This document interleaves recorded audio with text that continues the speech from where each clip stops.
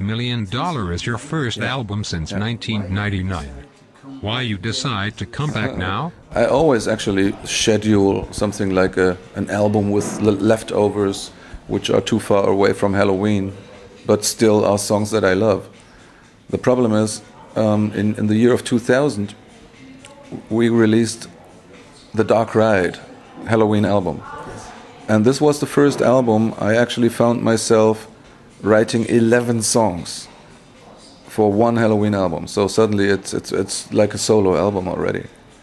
And the following albums I always had to bring at least 7 or 8 songs. So suddenly you don't see that much leftovers anymore. And there were like 1 or 2 good leftover songs which didn't make it on Helloween because it's too far away from what we did for the style. So it takes 10 years that you finally have 12 good leftovers. And I honestly did not want to sit down in my studio and write another 4 or 5 songs because there's not enough songs for the album. I wanted to wait until there are enough good songs that I like, and then put it out. That's the reason why the songs are so different, each one from another. Exactly, because you're listening to songs which are 10 years old, 8 years, 6 years, 5 years, 1 year. They are different. So there is like a different vibe going on, certainly, yeah. When and where you recorded the album? In my studio in Tenerife, as always actually. That's the same studio where we record Helloween. Who plays with you on this album? The ex-band of my son. which was, it's an embarrassing thing actually, because I saw them in Puerto de la Cruz, next to the little harbor. They were playing a little concert. The Puerto de la Cruz sometimes pays bands to play there, and I listened to them. I told my lady, hey, this is quite cool. This is like a Hendrix guitarist, and the drummer plays something like Slipknot and really like hates his drums, you know, and the bass player is putting some funk in it and has some Radiohead vocals over it. Like, that sounds weird, but good. Was something completely fresh. And my lady looked at me and said, don't you recognize them? I said, should I? And say, yeah, that's the band of your son. I was like, oh, wow. Last time I saw them was 4 years ago. So at the age of 16, 17, and suddenly they appear like one head taller, muscle, beard, like adult people, like men, you know, like, wow, they changed a lot. And because my son left the band because he wanted to go studying in Berkeley, in Boston, and then to London Music School of Art, and so he always felt bad by like having left the band. Nevertheless, I went to them and they recognized me certainly, like being the dad of one of their best friends, and they've been so often in my house. It was funny. Like, you guys are really good. Could you imagine to help me record the new album? Whoa, yeah. Sure. Yeah. That's okay. Your son played on the album. No, my son is still in London. He's got his own band. And I'm actually proud of him because you would never realize who he is because he never uses the name Deris. So nobody knows that he is my son. And that makes me proud. He doesn't want my help. He said, Dad, I really want to try it just by myself. And maybe in 10 years when there's nothing going on, then I may still ask you to help me. But honestly, I don't think that I could help him. Because even though there might be a few people out there who would know my name, how could I help my son with that, you know? And honestly, taking his music to the record company, it's only helping him when the music is good. You know, I have the contacts to present it to record companies, but maybe it gives him a month to spare time, because everybody else would reach them sooner or later as well. It's just a matter of time when they listen to your stuff. So the only thing is like it works out a little bit faster. But if it's not good for them, it's not interesting for them, they won't touch it anyway. If it's my son or not, it doesn't matter. Okay. I want to talk about the lyrics. Talking about the lyrics, what are the messages you want to deliver to the fans? About the crisis, Yeah, the banks. yeah. Can you tell more about that? Well, that makes me actually angry. It pisses me off what's going on nowadays. We all know the problems. It affects me personally big time because living on an island, which is a touristical island, I see my best friend suddenly without a job because people don't have the money to make holidays anymore. Certainly, I'm being a musician affected directly because whenever they have lack of money, they don't buy CDs or they don't buy a ticket for the concert. We are the first guys people spare their money and rather fill the fridge, and I totally understand, you know. Nevertheless, when you see what hardship is going on nowadays and you realize the Western world is suffering so much, it reminds me nearly like the breakdown of the communist system, because those bastards up there really took everything for themselves. They lived in their big dajas and palaces, and they had the power, and the people starved. And sooner or later we end up with the same shit, because these idiots up there, those bastards and motherfuckers of managers, bankers and politicians, they really fuck it up and don't realize that actually we run into the same disaster than the communistic system. Suddenly a good idea is being completely torpedoed and destroyed. I think the capitalistic system is in itself not a bad idea if we try to make ourselves like comfortable in that system. And that only works if you have work, if he has work, if I have work, you know, and if the people in power who actually reign us in our name, in the so-called democracy, who change things for us and not against us. Now, the last 4 or 5 years, I have to see only decisions against us. And we are so far now, meanwhile, if you go to a hospital because your breast or whatever hurts, then they tell you, oh, you need a surgery. And you nowadays, we're so in such a perverted world that you have to ask yourself now, do I really need a surgery, or does he want to make money with me? Because this surgery, he earns a shitload of money, the hospital, everybody. And this is a world I really don't want to live in. We have to change that. I don't know why. I'm not a politician, and I'm glad not to be a politician because I'm not involved in that dirty shit. But to the same time, we have to change something, otherwise everything goes to hell. I don't know why. It's greed, probably. Greed is the driving force. And even if they already have $1 billion, oh, we wanted second billion and the third billion, you know. And that's money which is up there, and we look for it here, and it's lacking everywhere. And the politicians. Because meanwhile, I'm asshole enough to say, if politicians would really want to change something, and we know that they have to change something, they would change it. They would do laws that protect us people. But they don't. Which for me is an obvious answer that they are frigging connected to the whole bankers shit, and they receive their share. That's what I mean. So they are actually part of that dirty story. So talking about our system and democracy, show me democracy in our democracy. There is none anymore. Because if you lie to me and we make a deal but you lie to me, you go to prison. If the politicians lie to you, they don't go to prison. They are being voted, being elected, suddenly they have the power and turn around and do the opposite. But everything they promised, forgotten. You know, this is a stupid world we're living in, meanwhile, because you can't change it. Nobody protects us. They steal your money, they don't go to prison. You go to prison because you probably cannot pay your loan back to the bank. And you said, but they stole my money. Well, bad luck for you, but you have to pay the bank. Said, yeah, but the banks stole my money. Yeah, fuck you, go to prison. That's our world. I hate it. Cock is our favorite song. Can you tell us more about it? Cock.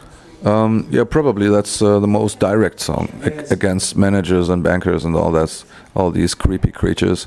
And honestly, if I could invent a harder swear word, I would. So far, the hardest and most fitting swear word I found was motherfucker. And this is actually all about it. And because I'm not their mother, they should not try to fuck me. So, actually, stick your cock into another. Yeah, absolutely. You know, but it's actually very common. They always try to fuck us in each and every sense. You know, unfortunately, not in the real sexual sense. Then we would all have fun. No, they really try to fuck us big time in money and whatever. So maybe it's very brutal from the lyrics, but I think it's very true. I mean, you have to go through the lyrics to know what I mean, but believe me, it's a very true thing, and I've seen all these things not only once, but so often. Biggest and most sad example is a German guy who worked he worked 38 years, and he paid into the social system of Germany, and after 38 years, he worked to pay back, I think, nearly 50% of his house. A little house, not a big house, a little house. And suddenly he lost his job. Now this guy, as I said, he paid 38 years into the social system. But what do the Germans tell him?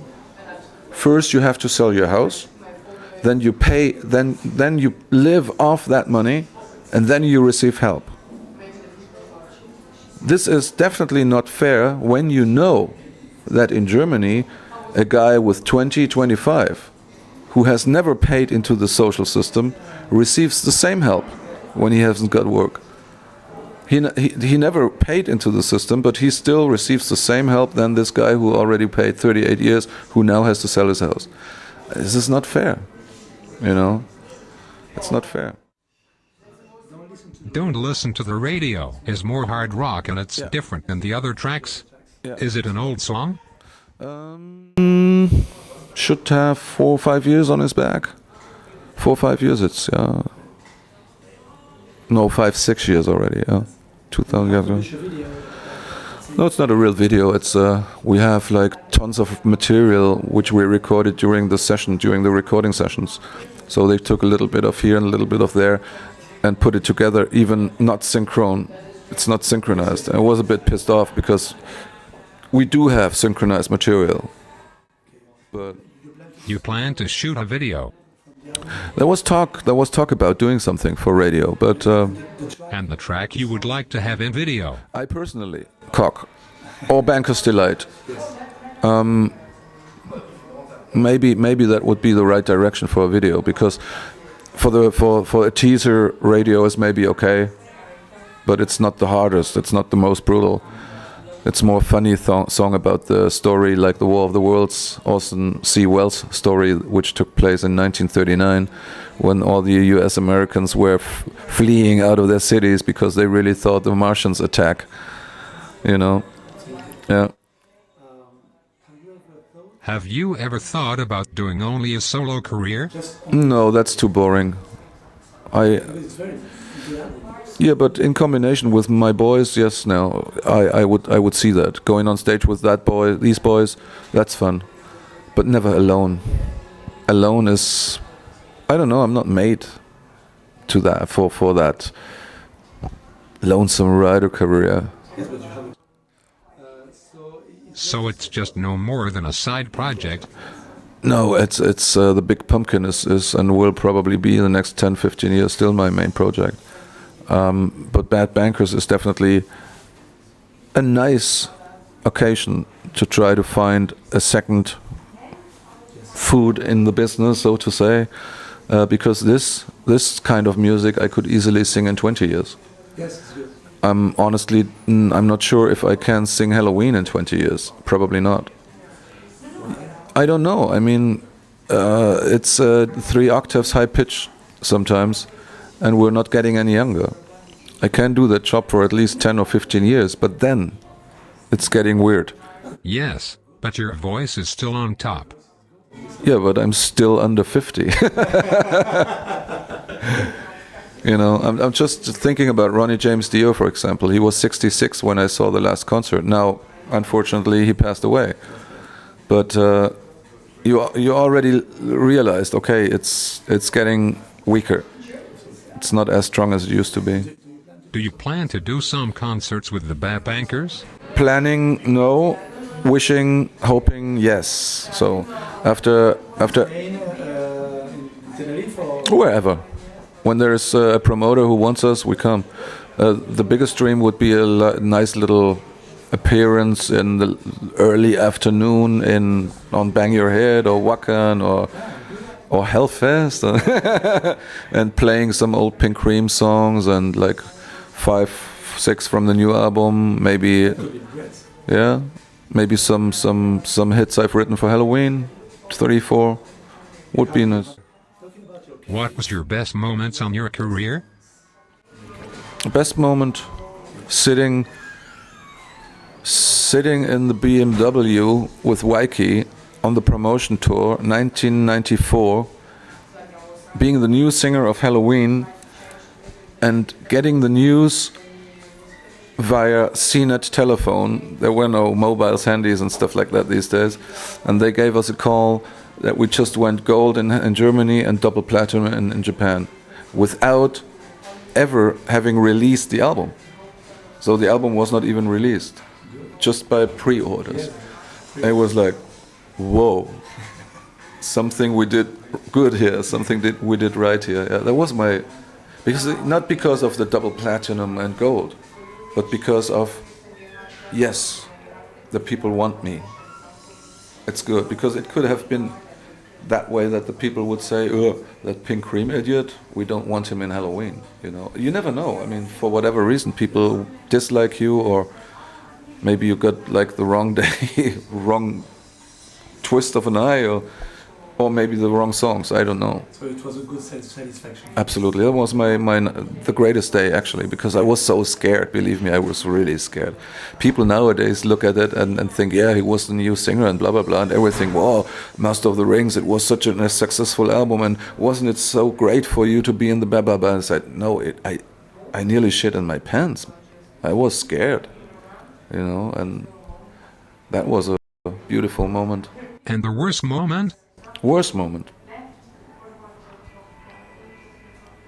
Well, there are many worst moments. Musically, maybe when we had to say goodbye to Roland and Uli in Helloween, because it was a very, what's the right word? Disappointing story with Roland, because we had to learn that he actually betrayed us financially, big time. So when you realize that a friend is not your friend, and for all those years you thought a friend is next to you at your side, and you realize he never was, this is not nice. You know, I don't want to have that again. Maybe that's why I'm very shy in connecting with people nowadays. I'm a happy and open person until to a certain point, and then you realize how I actually try to keep the distance. And this is not because I think I'm such a great singer or I'm such a great person. I'm actually really scared that I have another guy who is actually giving me shit later on. You know? So I'm just happy to have my little family. Fortunately, I got to know my wife long before my success came. So I should consider myself very happy. Can we have some news about Helloween? Yeah, we just finished US, America, and Canada. Now, another 2 weeks break. Then we start with Mexico, going down through nearly every country of South America for around about 4 weeks. So I'll be back on Christmas. Do you plan to record a new Helloween album? Yes, definitely. I hope to hit summer next year, to be back on track, maybe on Helloween next year or January 2015. that's something we should definitely look forward to. Hello, you metalheads. This is Andi Deris from Helloween. We are on United Rock Nations. Have fun. Je peux entendre le français un petit peu. Si content. Oui. Content. Pourquoi? Parce que moi je peux chercher le mot. Mes grands-pères étaient français. Et moi, je ne parle pas français. Internet radio. Yeah, that's why I'm asking if you're internet radio, because you are definitely in my list.